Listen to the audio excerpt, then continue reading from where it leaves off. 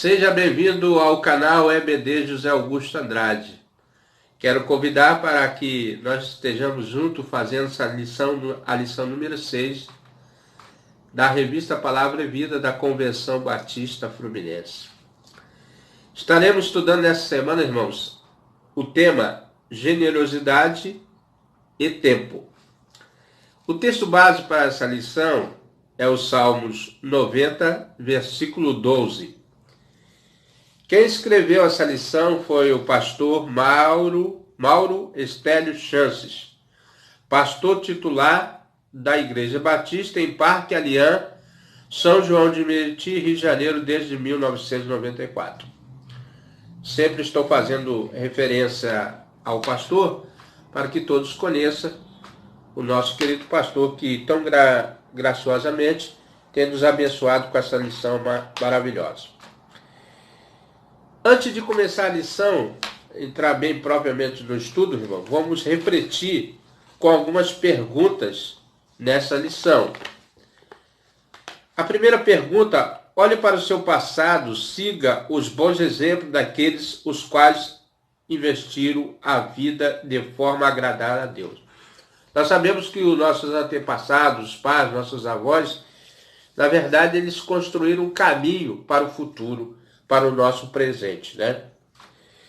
Segundo, como você está gastando seu tempo agora e está sendo produtivo, alcançando resultado? Você sente isso? Você tem presenciado isso na sua vida? Terceiro, pessoas estão sendo abençoadas por intermédio do uso do seu tempo. As pessoas estão sendo abençoadas ao seu redor, à sua volta, por seu intermédio, através do seu tempo. Quarta e última pergunta: já pensou como o seu futuro pode ser melhor do que o seu hoje? Vocês têm parado para pensar nisso? Então, essa lição vai nos proporcionar sobre essas reflexões que nós apontamos aqui. E agora estaremos lendo o versículo proposto pelo pastor Mauro Estélio Chances, pastor da primeira igreja batista em São João de Meriti. Então diz assim: ensina-nos a contar os nossos dias de tal maneira que alcancemos corações sábios, né? Para alcançar corações sábios, nós temos que contar de maneira sábia os nossos dias, guardar dos intempéries dessa vida, né? Ensina-nos a contar os nossos dias de tal maneira que alcancemos corações sábios. Irmão, essa lição nos faz refletir sobre a mordomia do tempo, né? Na lição de hoje, vamos refletir sobre a mordomia do tempo, a importância de sermos generosos para com as coisas que realmente importam. O que importa realmente para nós nesses dias. O tempo é algo que o Senhor nos dá graciosamente e desse modo devemos fazer um esforço para administrar bem este presente de Deus em nossa vida. Na verdade, o tempo é um presente de Deus, né? E devemos ter esforços de administrar bem o tempo que Ele nos dá. Não sabemos quantos tempos de vida teremos, contudo precisamos vivê-lo com sabedoria. Né? A sabedoria é uma coisa muito importante, a fim de que Deus seja glorificado em nossa existência. 1 Pedro 4, 2. Diz assim o versículo: para que no tempo que vos resta da carne, no nosso corpo, não vivais mais segundo as concupiscências dos homens, mas segundo a vontade de Deus, segundo os pecados dos homens, mas vivemos sobre a dependência de Deus, a vontade de Deus. É isso que o apóstolo Pedro nos ensina. O apóstolo Paulo nos ensina que o tempo deve ser olhado com muita atenção e nos aconselha a remi-lo bem, porque os dias são maus. Então nós sabemos que os dias são maus e esse remir é preservar bem o nosso tempo, aproveitar o máximo para viver bem com o Senhor. O salmista pediu: ensina-nos a contar nossos dias para que o nosso coração alcance sabedoria. Salmos 90, versículo 12. Então, eu quero que essa aqui é a nova versão, né? A NVI. Mas eu gosto dessa daqui que diz assim: ensina-nos a contar os nossos dias de tal maneira que alcançamos corações sábios. Como que nós alcançamos coração sábios? Contando bem os nossos dias quando nós estamos aqui diante deste mundo, né? Refletiremos sobre essas coisas usando 3 tempos de nossa existência. Então, irmãos, essa é a introdução do nosso estudo. Agora nós vamos falar sobre os 3 tempos da nossa existência aqui neste mundo. Primeira existência é do passado, aquilo que já se passou, aquilo que nós vivenciamos. Segundo, o presente, o cotidiano, o que nós estamos vivendo agora. E terceiro, o futuro, aquilo que é incerto, mas que a Bíblia diz que nosso futuro pertence a Deus. Então, baseado no estudo aqui, refletiremos. Primeiro, o passado, o ponto de partida, né? O passado se caracteriza por 2 constatações, né? Foi constatado, né? O autor, ele constatou. A primeira é que os fatos vividos não existem mais. O que se passou não existe, irmão, a não ser na nossa memória, né? Aqui nós vamos usar uma linguagem moderna, a não ser no nosso HD, ou na nossa memória, aquilo que ficou registrado no nosso cérebro, né? A segunda é acerto do que aprendemos com aquilo que foi vivido. Os nossos acertos e erros que nós vivemos no passado, nós podemos tirar algumas lições para o nosso presente, hoje, né? E talvez para o futuro, né? Com certeza. Como refletimos sobre o passado, faz necessário acentuar o que aprendemos com ele e com as gerações passadas que viveram nele e não ficarmos cultivando ressentimento dos fatos passados, né? O passado ele nos faz refletir sobre o futuro e o presente, né? Ao contrário, devemos ser gratos pelo que fizeram nossos antepassados.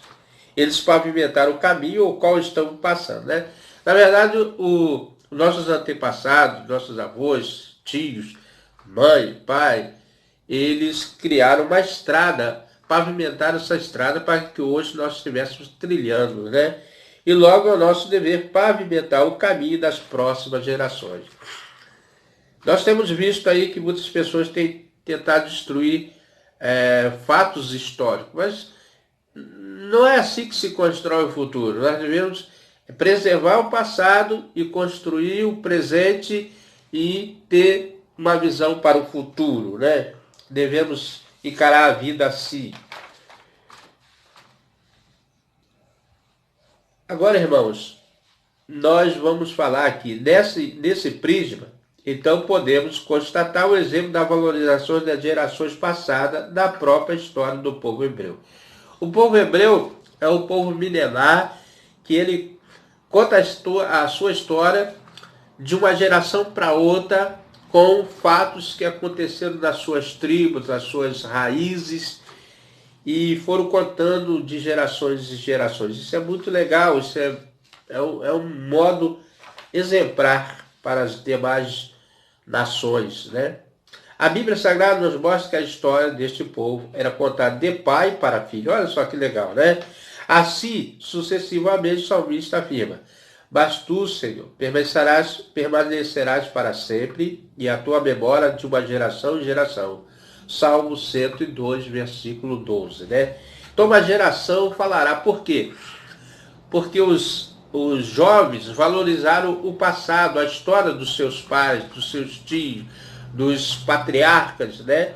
E aquilo foi se contando como que aconteceu o nascimento daquela geração, daquela nação, a formação dos povos, tribos, né? E foram contando as gerações futuras. Na verdade, foram pavimentando a história para o futuro. Uma geração louvará as tuas obras e outra geração anunciará as tuas proezas. Salmo 145, versículo 4. Então, irmãos, é muito importante a história de um povo, de uma nação. E aqui o Ocidente, né? Lá mais acontece mais por Oriente, esses fatos que vão contando de uma tribo, de uma nação, para os seus filhos. Aqui no Oriente, no Ocidente, nós não temos muito isso, não. não criamos muitas raízes e registramos fatos. É realmente lamentável o fato da geração atual não se preocupar em reunir memória, contá-las e torná-las relevantes à formação dos membros da família. Lembra quando você na sua casa tinha aquela caixinha de retrato e aquelas fotos ia passando, né? Na minha casa tinha, hoje se perdeu muito disso, né? Mas nós tínhamos ali uma caixinha, uma latinha de retrato que ia guardando os bisavôs, parentes que muitos a gente nem conhecia, amigos também, né? Hoje não tem muito isso, né? Não se guarda.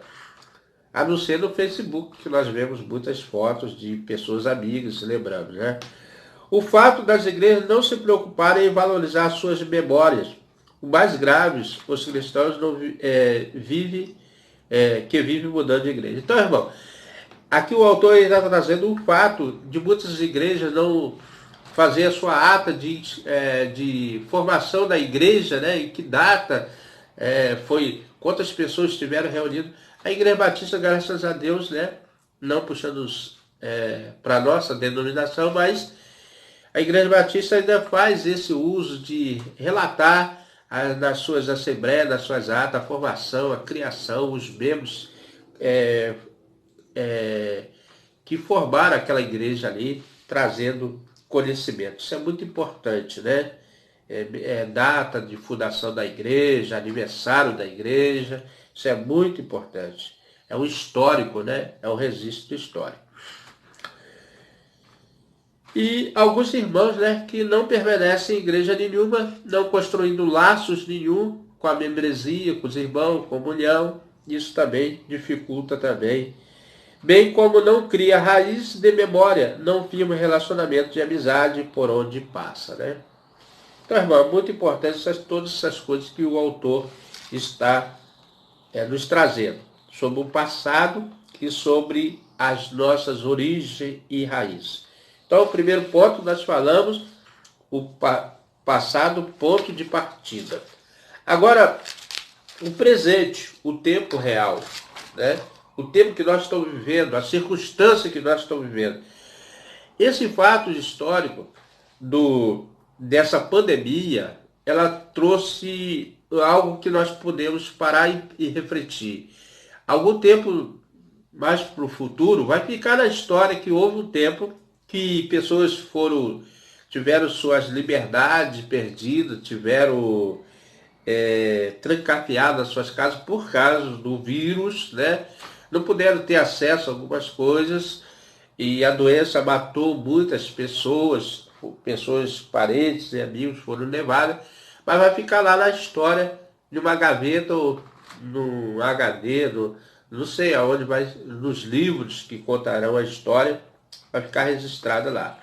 Hoje, o agora e o instante da vida, o tempo passa rápido, precisamos usá-lo com sabedoria e inteligência. Então, devemos usar com sabedoria e inteligência, né?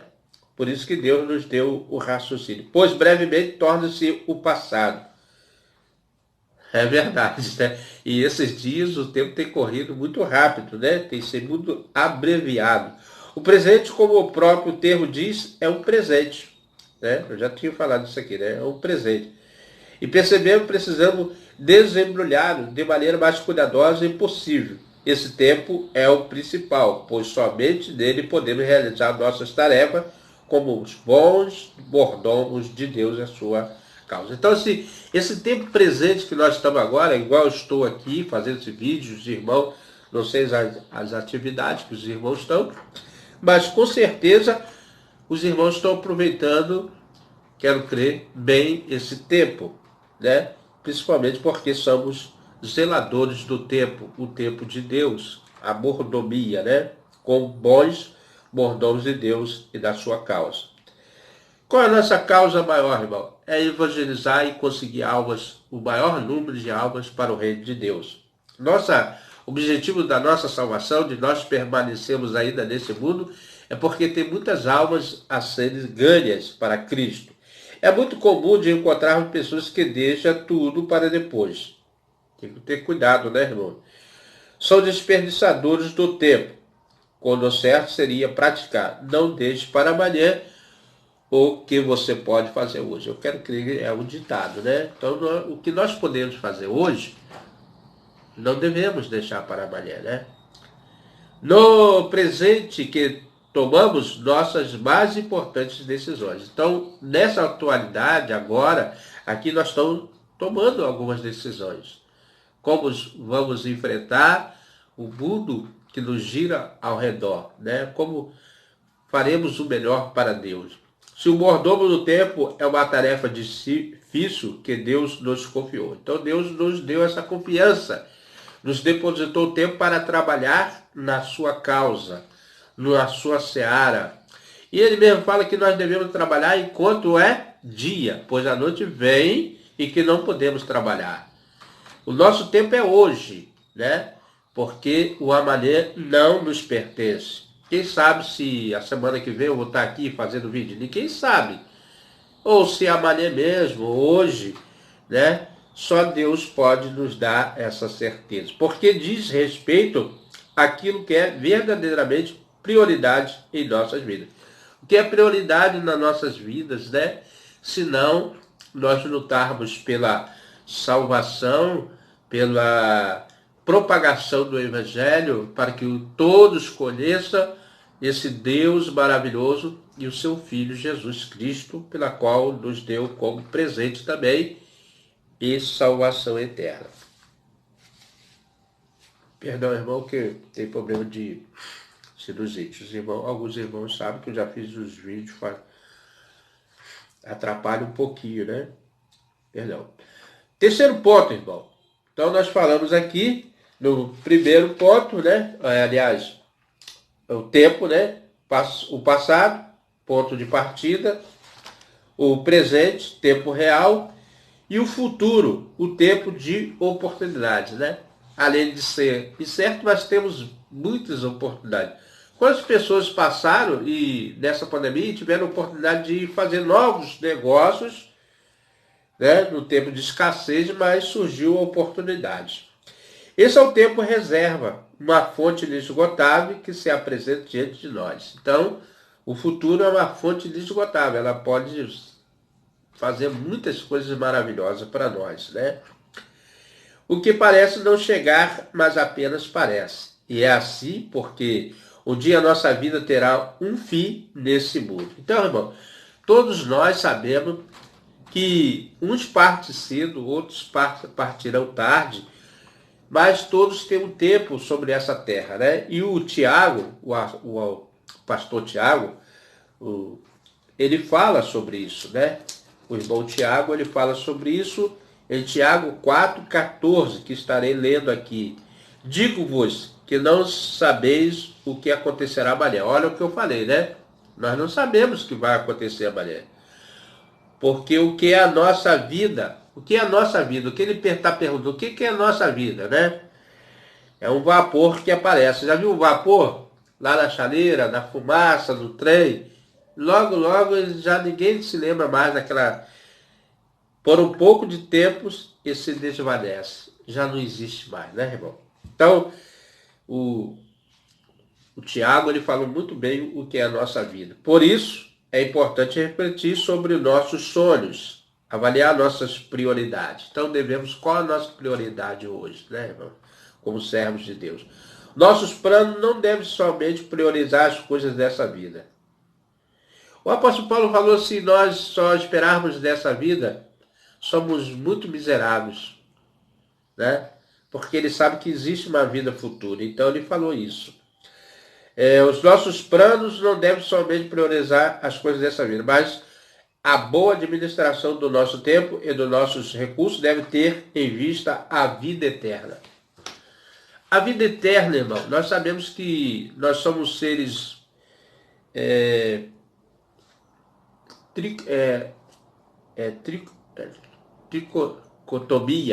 tricotomia. Nós somos corpo, alma e espírito, né? Nós se dividimos. E o nosso corpo é a matéria. A nossa alma é o nosso presente agora. E o nosso espírito é o que vai perdurar para sempre na eternidade. Então nós devemos ter isso em mente. Entre a alma e o espírito é uma divisão muito próxima ali, né? Vamos dizer assim. Então, os nossos planos não devem somente priorizar as coisas dessa vida, mas a boa administração do nosso tempo e do nosso recurso deve ter em vista a vida eterna. A verdade é que não tem como o homem contar os seus dias, o seu tempo, de um modo produtivo sem o auxílio de Deus. Então, o próprio Jesus mesmo, quando estava nesse mundo, ele disse: sem mim nada podeis fazer. Nós dependemos de Deus para tudo, irmãos. Porque sem Deus, na verdade, nós tornamos, vamos dizer assim, frágeis, vulneráveis ao ataque do inimigo. Por isso precisamos de Deus para nos revestir da armadura contra o inimigo. Né? Nós temos um inimigo em comum, que é o nosso adversário, que é o diabo, que é Satanás. Né? Ele só veio para matar, roubar e destruir a vida e a alma do homem, né? O intento dele, noite e dia, é difamar o homem e até acusar Deus de proteger o pecado do homem, né? Mas nós vemos que nós lutamos não contra a carne, mas sim contra as potestades que operam nas regiões celestiais. Então nós temos uma luta constante, diariamente, travando contra o nosso adversário. Contar os nossos dias e diante do futuro é necessário tomar algumas decisões. Então, diante desse futuro que nós temos ainda pela frente, se Deus nos permitir, primeiro, colocar o futuro em seu devido lugar. Para muitas pessoas, o futuro é concebido sem nenhum preparo. Então, pessoas não estão vivendo sem se preocupar com o que vai acontecer na partida daqui, ou até mesmo vivendo nesse mundo, né? Ele não se prepara. Consequentemente, não saberão aproveitar de maneira correta. Então, muitos têm passado por essa vida e não têm vivido corretamente, né? Outras pessoas, porém, esperam o futuro e o mesmo acontece de modo diferente do esperado. Né? Como se vai querer coisas boas se você não plantou? Então devemos plantar coisas boas. Contudo, independente da nossa falta de domínio sobre o futuro, é importante ter um planejamento mínimo para o porvir. Né, irmãos? Então, devemos ter em nossa mente que nós devemos fazer o melhor para Deus, entregar nossa vida a Deus, confiar nele, né? Depositar nossa confiança exclusivamente em Deus e Ele vai preparar o nosso futuro. O milho para o porvir. Salomão ensina: os planos futuros devem estar nas mãos de Deus. Somente Deus cuida de nós, irmãos. Somente Deus. Né? Ele fala, ainda que a mãe viesse abandonar, qualquer pessoa, nosso pai, nosso irmão, viesse abandonar, ele não nos abandona. Deus não nos abandona. Tanto é que a promessa dele estaria conosco todos os dias até o final dos tempos. A consumação dos tempos, finais dos dias. Consagra ao Senhor tudo que você faz, né? Provérbios, e seus planos serão bem estabelecidos. Provérbios 16:3. Eu quero ver a versão que eu tenho aqui. Essa aqui, eu acho que é NVI, eu não tenho certeza. Mas eu quero ler a versão que eu tenho aqui, que eu gosto mais dessa versão, que é Provérbios 16:3, né? Diz assim: confia no Senhor as tuas obras e os teus pensamentos serão estabelecidos. Dá muito mais a entender por isso aqui. Confia no Senhor as tuas obras, o que você faz, né? Aquilo que você realiza, e os teus pensamentos, os teus desígnios, né? O modo serão estabelecidos. Então, irmão, devemos confiar no Senhor. Jeremias afirma: Deus nos dá plena segurança, conhecedor que é do nosso futuro. Vamos ler Jeremias, profeta Jeremias, né? Jeremias depois de Isaías. 29, 11, né? Rapidinho aqui. Vamos investir aqui o tempo, né? Já estão falando sobre o tempo, então vamos investir um tempo aqui, lendo a palavra. Diz assim, irmão: porque eu bem sei os pensamentos que penso de vós. Olha só. Deus sabe os pensamentos que ele pensa. Diz o Senhor: pensamentos de paz e não de mal, para vos dar o fim que esperais. Então Deus tem um pensamento maravilhoso para o homem. Ele não pensa mal para o homem, ele pensa o bem. Ele pensa fazer o bem, né, para nós. Contudo, nós devemos entregar a nossa vida, como diz aqui, Provérbios 16, 3, confia no Senhor e eles serão estabelecidos. Então, irmão, sendo assim, o nosso melhor planejamento é consagrar ao Senhor o nosso futuro. Quer ter uma poupança, vamos dizer assim, do futuro preservada? Está aí a resposta: confiar no Senhor. Então, nós falamos aqui colocar o futuro em seu devido lugar. Agora, a letra B, nós vamos encará-lo sem medo. Devemos encarar o futuro sem medo. Ele usa aqui o exemplo do pai da fé, né? Que foi Abraão. Abraão confiou e saiu da sua terra, da sua parentela, não sabendo para onde ia, como seria o resultado, mas confiou, sem duvidar, das promessas de Deus. Nós temos uma promessa feita por Jesus, que nós herdaria o reino dos céus. E essa promessa vai ser cumprida. Mais à frente nós já leremos esse texto que o próprio Mestre, o Senhor Jesus, nos afirma, né? Encará-lo sem medo. É bom o mordomo encarar o futuro segundo a vontade de Deus, como fez Abraão, e ser comissionado para deixar tudo e viajar para um local desconhecido, uma nova realidade. Todo mundo conhece a história de Abraão, do patriarca Abraão, que saiu da sua terra, ali da origem dele, e foi para uma terra que ele almejava, que era a terra de Canaã, a terra que manda leite e mel. E muito mais tarde Deus cumpriu, que Deus tem o seu próprio tempo de cumprir as promessas dele. O que ele fez? Pela fé, simplesmente foi acreditando que o futuro seja incerto. Tudo que precisamos é coragem para esperá-lo e vivê-lo, né? Coragem ensinada por Jesus encontra-se em Lucas 12, 22, 32. Então, irmão, Jesus ensina sobre este futuro que nos espera, né? Vamos lá em Lucas 12, Lucas 12,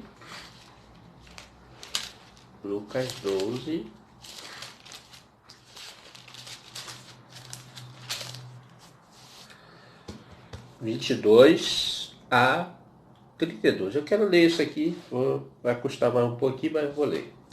Ele disse aos seus discípulos: portanto, vos digo que não estejais apreensivos pela vossa vida, sobre o que comereis, nem pelo corpo, sobre o que vestireis. Mas é a vida do que o sustenta, e o corpo mais do que a veste. Considerai os corvos, que nem semeiam, nem cegam, nem tem despensa nem celeiro, e Deus os alimenta. Quanto mais valeis vós do que as aves do céu, né? A qual de vós, sendo solícito, pode acrescentar um côvado da sua estatura? Nós não podemos acrescentar nada. Pois se nem ainda podeis as coisas mínimas, por que estáis ansiosos pelas as outras? Chamando a nossa atenção. Considerai os lírios, como eles crescem, não trabalham, nem a fio. Digo-vos que nem ainda Salomão, em toda a sua glória, se vestiu como um deles. Deus é que veste as plantinhas, e são lindas as plantas, né? Cada um com suas cores, com suas criação de Deus. E se Deus assim veste a erva, que hoje está no campo e amanhã é lançada no forno, quanto mais vós, homens de pequena fé. Não pergunteis, pois, que é a vez de comer ou que é a vez de beber, e não andeis inquietos. Essa é a recomendação do mestre. Porque os gentios, os outros povos, né, no mundo buscam todas essas coisas, mas o vosso Pai sabe que necessitai delas. Deus sabe que nós precisamos. Agora a recomendação, irmão, a todos nós. Buscai antes o reino de Deus e todas essas coisas vocês serão acrescentadas, né? Isso aqui não é a teoria da prosperidade, é porque quando nós fazemos a vontade de Deus, essas coisas já vêm embutidas. Não é aquele bônus quando já vem embutido de uma coisa que você compra? Deus, quando nós deixamos na mão de Deus, Deus faz acrescentar essas coisas porque Ele sabe o que nós precisamos.